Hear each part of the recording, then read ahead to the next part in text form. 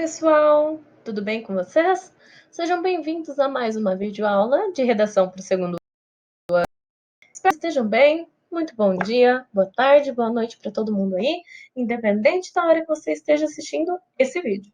Hoje nós vamos para o último módulo teórico da apostila e continuar desenvolvendo aí o nosso pensamento sobre texto dissertativo.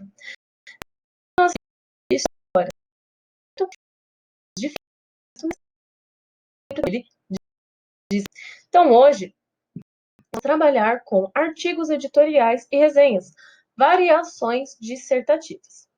Só que, para tudo isso, a gente tem que dar uma contextualizadinha. Se nós estamos falando de texto dissertativo, o que é este texto dissertativo? Ele está presente em todas as áreas do conhecimento, então na parte artística, científica, doutrinária. Ele vai expor conceitos, ideias e opiniões. Ele vai exigir conhecimento no assunto tratado, raciocínio lógico e capacidade de análise e síntese. Na dissertação argumentativa, exige-se também capacidade de defender teses, opiniões. Organiza-se a partir de uma ideia ou de uma tese, que sua opinião principal é você ser contra ou não determinado assunto, que deve ser sustentada por informações comprovadas, por exemplos e comparações. Muito importante essa parte de informações comprovadas. Por quê? Não podem ser vozes da nossa cabeça. Tem que ser algo específico que possa ser comprovado. Apresenta a linguagem clara e objetiva, sendo impessoal, inclusive no título. Tudo isso é da última aula.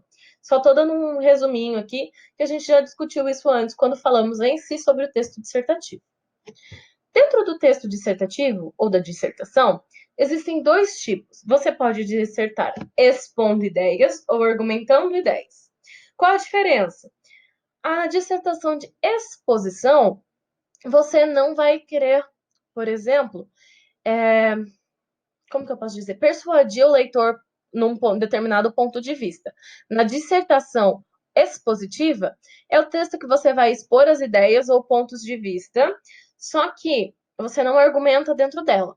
Você vai fazer com que o leitor considere coerentes as ideias dentro do texto e não fazê-lo concordar. Então, por exemplo, eu quero falar sobre determinado assunto, como desmatamento na Amazônia. Eu só vou colocar dados. Eu não posso argumentar dentro da minha dissertação expositiva. Não tenho o meu ponto de vista exposto, falando se é algo legal ou se não é algo legal o desmatamento, por exemplo. Já na dissertação argumentativa, que é a modalidade do Enem, você vai convencer o leitor, persuadi-lo a concordar com a ideia ou ponto de vista exposto. Então, você vai, como eu posso dizer, convencê-lo através da argumentação que a sua tese é boa ou não. Por isso, você precisa de dados, estatística, prova e opinião relevante. E quando a gente volta lá no nosso comecinho, que falaremos sobre artigos editoriais e resenhas, são as partes dentro do texto dissertativo, só que o que vai importar para a gente é a parte argumentativa da coisa. Então, a gente vai trabalhar com a dissertação argumentativa aqui. E só para que vocês lembrem, né, das características do texto dissertativo, eles são encarregados de expor um tema ou um assunto por meio de argumentações. São marcados pela defesa de um ponto de vista, que é conhecido como a tese, ao mesmo tempo que tentam persuadir o leitor. Então, essa é a dissertação argumentativa. Eu tenho que persuadir alguém da minha opinião. Sua estrutura é dividida em 3 partes: apresentação, desenvolvimento e conclusão. Então, sempre que a gente fala dos gêneros que pertencem ao tipo dissertativo, eles também precisam ter essa estrutura, ok? Então, por exemplo, editorial jornalístico, resenha, artigo de opinião, ensaio, monografia, dissertação de mestrado, tese de doutorado, como tem essa parte da linguagem mais científica da coisa, você precisa seguir uma estrutura. Então, tem um ponto de vista, que é a apresentação do seu texto, tem um desenvolvimento e tem uma conclusão, porque o texto ele precisa ter começo, meio e fim. E o que vai importar pra gente? Esses 3. Editorial jornalístico, resenha e artigo. O que cada um tem de peculiaridade? Por que eles estão dentro da modalidade dissertativa, do tipo dissertativo? Eles seguem uma estrutura, eles têm características próprias, mas, como a gente fala que eles são encarregados de expor temas ou assuntos por meio de argumentação, e persuadir o leitor de determinado ponto de vista, eles estão na parte dissertativa da coisa. Mas atente-se a uma coisa: os gêneros e os tipos, eles podem estar presentes um dentro do outro, ok? Eles podem sempre estar entrelaçados, mas o que acontece? Como que eu vou classificar? É com o que predominar. Então, se predomina a parte dissertativa da coisa, eu estou trabalhando com um texto dissertativo. Se predomina a descrição, eu estou trabalhando com um texto descritivo. Se predomina o passo a passo, receita, é o tipo injuntivo. Então, isso a gente sempre tem que analisar na hora de fazer a leitura de um texto, na hora de escrever, na hora de ler, tudo bem? Então, o que vai importar para a gente, os 3 gêneros importantes neste modo, é o editorial jornalístico, que é a parte de jornal, resenha crítica ou resenha de resumo, a gente vai trabalhar com a resenha com foco mais na resenha crítica, tudo bem? Por conta dessa opinião. E no artigo de opinião, porque a gente vai estar trabalhando com a argumentação. Por isso que a gente precisa das partes que contenham opinião. Passando do começo, um artigo de opinião. Para que serve um artigo de opinião? Ele vai ser um tipo de texto dissertativo argumentativo, onde o autor vai apresentar o ponto de vista sobre determinado tema. Por isso, recebe esse nome. É um artigo de opinião. É minha opinião dentro do texto. A argumentação principal é o recurso retórico utilizado nos textos de opinião, que tem como principal característica informar e persuadir o leitor sobre um assunto. Então, eu vou ter o meu tema, certo? Só que eu quero persuadir você sobre o assunto dentro desse tema, ok? Então, lembre-se, assunto é a parte grande, tema é a parte pequenininha. É a especificidade do nosso assunto. Então, se eu falo que o assunto é violência, o meu tema pode ser, por exemplo, violência contra a mulher na sociedade brasileira, que foi um tema da redação do Enem. E geralmente os artigos de opinião, eles são veiculados nos meios de comunicação de massa, ou seja, é massa de bolo, massa de pão? Não, mas pensem nisso se for ajudar, porque é algo grande. Então são veículos de comunicação, esses meios de comunicação que conseguem abranger as massas populacionais. Então é tudo que eu consigo ter uma grande quantidade, digamos assim. Então, se no Brasil, por exemplo, as pessoas acreditam mais na televisão do que nos jornais impressos, e eu preciso publicar um artigo de opinião sobre determinada coisa, eu preciso transformar esse artigo de opinião por conta do suporte que eu vou publicá-lo. Suporte onde o meu texto vai ser fixado, onde eu vou passar o meu texto. Então, eu preciso adequar o meu texto ao local onde eu vou publicar. Isso é o suporte. E geralmente esses artigos eles são veiculados nos meios de comunicação que abrangem as massas. Por quê? Porque é artigo de opinião. Então, por exemplo, se você pega um artigo, vamos pensar aí, bem atual, sobre o coronavírus, a Covid-19, por exemplo, você precisa ver que sempre está passando na televisão várias informações, vários artigos, mas neste caso não são tantos artigos de opinião. A gente está trabalhando mais com estatística. Só que só para vocês terem essa noção. Então eu preciso passar o meu artigo, o meu texto, para locais onde consiga abranger muita gente, ok? Então, antigamente seriam os jornais, só que o jornal de rádio, porque as pessoas ouviam, né? Não tinha televisão ainda. Ou revista, jornal impresso, tudo isso tem que ser analisado na hora da publicação do nosso texto. E como todo texto, ele tem uma particularidade, o artigo de opinião é a mesma coisa. Ele precisa seguir muita da parte estrutural do texto dissertativo. Só que, como a gente vai abranger isso, a gente precisa que a massa consiga ler, a linguagem dele é objetiva e subjetiva, só que é uma linguagem mais simples. Não é uma linguagem tão técnica assim. Ela não tem esse cunho tecnicista. É mais fácil.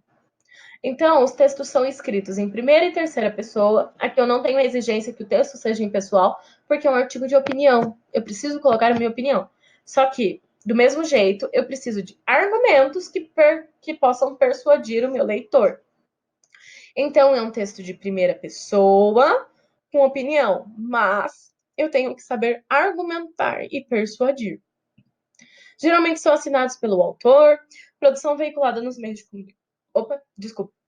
Produção veiculada nos meios de comunicação, então, jornal, revista, televisão. Possui uma linguagem mais simples, objetiva e subjetiva. Por que subjetiva? Porque pode ser, por exemplo, a visão do próprio autor. Então, eu posso ter o meu sentimentalismo dentro daquele texto. A gente vê bastante isso na parte de revista. Escolha de temas da atualidade, porque eu preciso trabalhar coisas que sejam relevantes para a minha população. Porque lembrem-se, esse texto ele tem que abranger a massa. Então, eu preciso de temas atuais. Possui títulos polêmicos e provocativos.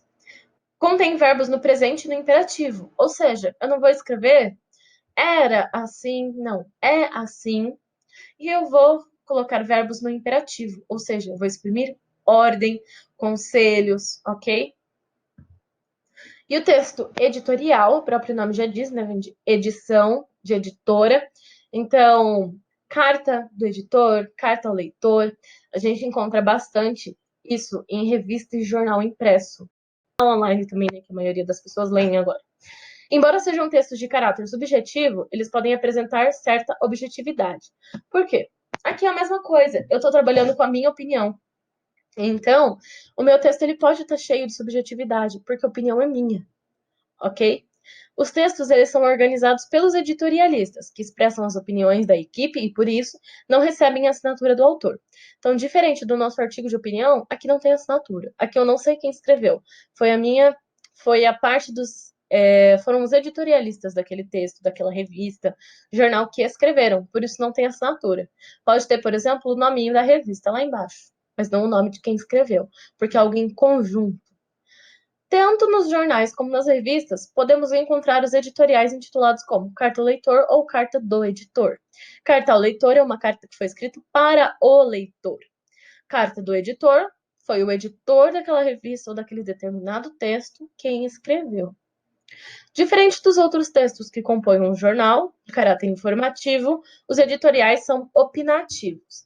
Então, aqui, ao invés de eu informar alguma coisa, por exemplo, deixa eu ver, eu vou informar que, sei lá, essa água saborizada, que tem gostinho de tangerina, capim-limão, sei lá, eu quero informar que ela tem o pH a 6,58, a 25 graus e outras coisas. Eu vou passar essas informações da garrafinha aqui, por exemplo. Eu quero ver a taxa de gordura, não sei o que, a tabela nutricional. Tudo isso aqui são informações. E é o que a gente encontra em jornal, em revista, a maioria das vezes, são essas informações. Porém, esses textos editoriais, eles são opinativos, então eu vou opinar por alguma coisa, eu vou dar o meu ponto de vista. Por isso que eles parecem muito com o artigo de opinião. Só que nesse caso a gente não sabe quem escreveu, tá? Então a gente opina sobre alguma coisa. Então eu vou opinar, por exemplo, sobre o gosto dessa água. No caso aqui já não existe mais essa aguinha saborizada faz muito tempo. Mas, por exemplo, eu poderia opinar sobre o gosto da água, ao invés de passar as informações que isso pode beneficiar o meu leitor, alguma coisa. Eu vou opinar sobre um assunto. Não vou passar informações sobre ele. Eu só opino. Vamos aí a resenha. Existem vários tipos de resenha, resenha crítica, resenha resumo, um monte. Mas para que serve resenha? Ela é a descrição de um objeto. Então pode ser de uma obra literária, de um filme, uma apresentação artística. Então aqui é o que a gente conhece, por exemplo, que os críticos de culinária fazem quando eles postam. Os críticos de culinária, eles fazem resenhas, resenhas críticas. Não pode ser necessariamente, ou melhor, não precisa ser necessariamente algo negativo. Porque quando você faz uma crítica, pode ser tanto uma crítica positiva quanto uma crítica negativa. Porque toda crítica ela deve ser construtiva. Então ela deve servir para alguma coisa. A descrição de um objeto e seu papel é justamente apresentar o tema analisado. Trata-se, portanto, de um texto de informação e de opinião. Então, se eu for resenhar um filme como Harry Potter, aí eu posso dar só as informações, só fazer a resenha mesmo, resenha e resumo. Eu só vou apresentar as informações. Mas eu também posso fazer uma resenha crítica. Aí eu vou colocar minha opinião. Então, quando a gente quer, por exemplo, amiga, fala aí, me indica um livro para eu ler. Ai, leia esse livro porque acontece isso, isso, isso, aí tem uma reviravolta. Quando você coloca esse sentimento, passa a ser a sua opinião. Então não é só mais a informação do texto. Ou quando você quer assistir um filme, você quer um filme, uma indicação de filme, de um filme bom. A pessoa vai lá e faz um resumo. Ok, você se interessa. Só que se ela coloca a opinião dela, a opinião é muito relativa, é muito subjetiva. Então pode ser que a pessoa endeuse o filme, fale que o filme é maravilhoso, que as críticas são excelentes, né, que a produção visual, a trilha sonora é maravilhosa. Aí você pode chegar, assistir e achar uma porcaria.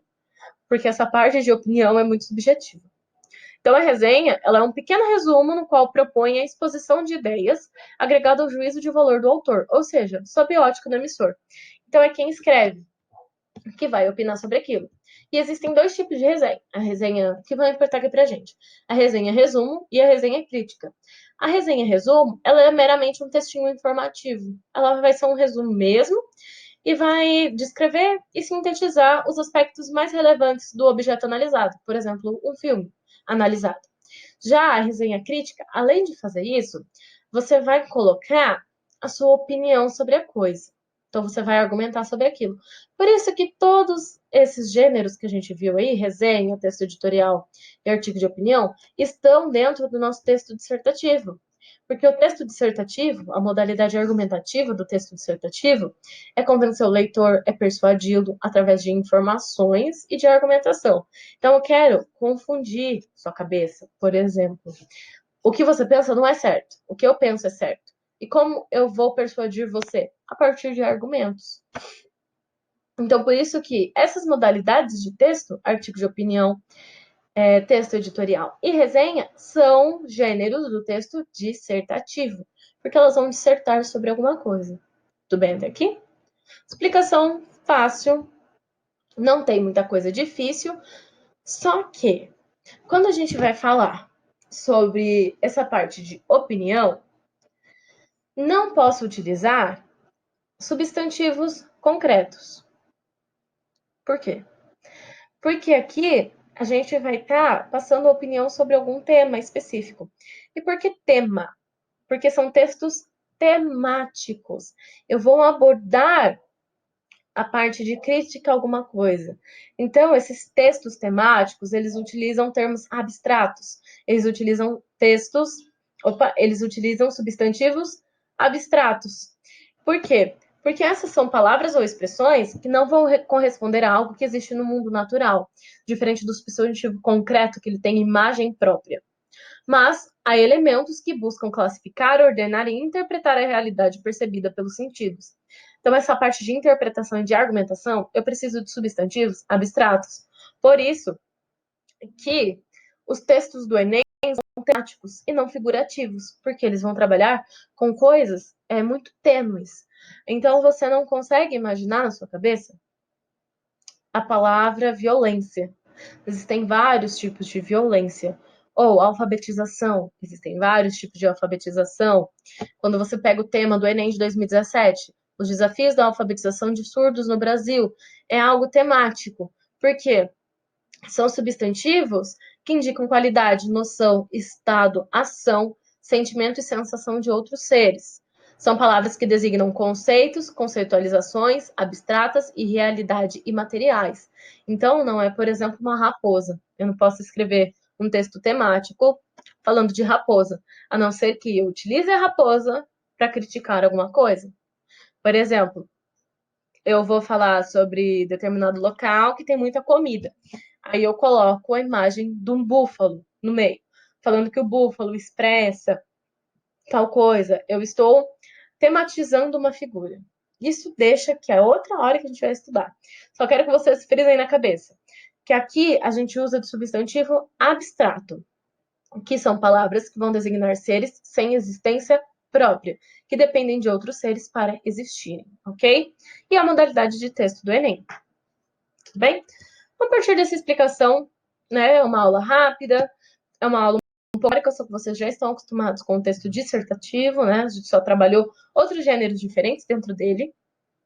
Quero que vocês façam as atividades da página 21, me entreguem até hoje às 18 horas. Depois disso, não vale mais. Produzir o texto da aula 11 e 12, que está na página 22. Vocês terão até às 18 horas do dia 9 para me entregar. E fazer as tarefas mínimas e complementares das aulas 9, 10, 11 e 12, no plural mesmo. E vocês terão até o dia 9, às 18 horas, para entregar. Por que tudo até o dia 9, professor? Acostumada a uma semana? Sim, acostumada a dar uma semana para vocês fazerem as tarefas. Porém, eu tenho que entregar as notas de atividade de vocês dia 9, tá?